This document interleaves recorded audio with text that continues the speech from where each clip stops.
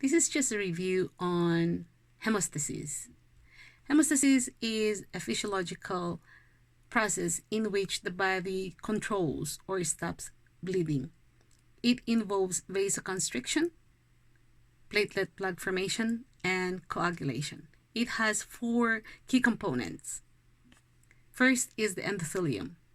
The second one is the platelet. The third one is the coagulation cascade. And the fourth one is fibrinolysis. The first component, which is the endothelium, is the inner lining of the blood vessel. If it is intact, the endothelium will inhibit platelet aggregation by expressing fibrinolytic heparin molecules and thrombomodulin. It also prevents coagulation by expressing nitric oxide and prostacyclins. If it is traumatized, the endothelium will stop releasing inhibiting factors or proteins. Rather, it releases the von Willebrand factor, which is involved in primary hemostasis. Now, the second key component of hemostasis is platelet. Platelets are the tiny fragments of the blood cells which aids in the formation of the platelet plug, which is required for the initial control of bleeding. The third component is the coagulation pathway. The coagulation pathway is a series of events which eventually will lead to the formation of thrombin. Thrombin here is the one which cleaves fibrinogen in order to form fibrin, which is the blood clot.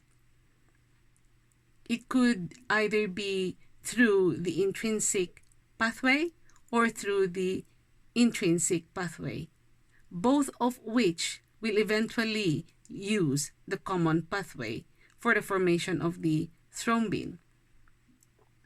The last component is fibrinolysis, which is the enzymatic degradation of the fibrin. Now, if there is any disorder in hemostasis, it will lead to hemorrhage, or worse, it could cause pathologic thrombosis. There are 2 stages of hemostasis. First is the primary hemostasis stage, and the second one is the secondary hemostasis stage. The primary hemostasis is involved in the production of the platelet plug. The secondary hemostasis is involved in the production of the fibrin or the clot. For the discussion of primary hemostasis, as I said a while ago, if the endothelial cell is traumatized, it does not release fibrinolytic heparin molecules as well as thrombomodulins. It does not express nitric oxide or prostacyclin. Rather, it releases von Willebrand factor. The von Willebrand factor acts as a link between the platelet and the collagen.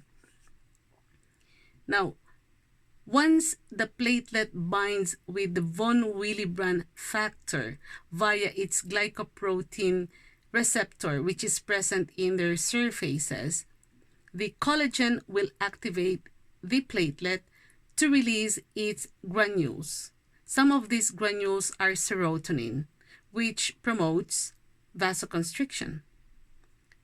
Some of these are the adenosine diphosphate, which promotes platelet aggregation. It also releases calcium, which is an important cofactor which is required in the secondary hemostasis. It also releases the more important one, which is the thromboxane A2, which promotes vasoconstriction as well as platelet aggregation. Others which are released by the platelet upon activation by the collagen are the fibrinogen, factor 5, and factor 8. The activation of this platelet and the release of the granules will attract more platelets to aggregate in the site of injury, and that cause now the formation of the platelet plug. That is the primary hemostasis.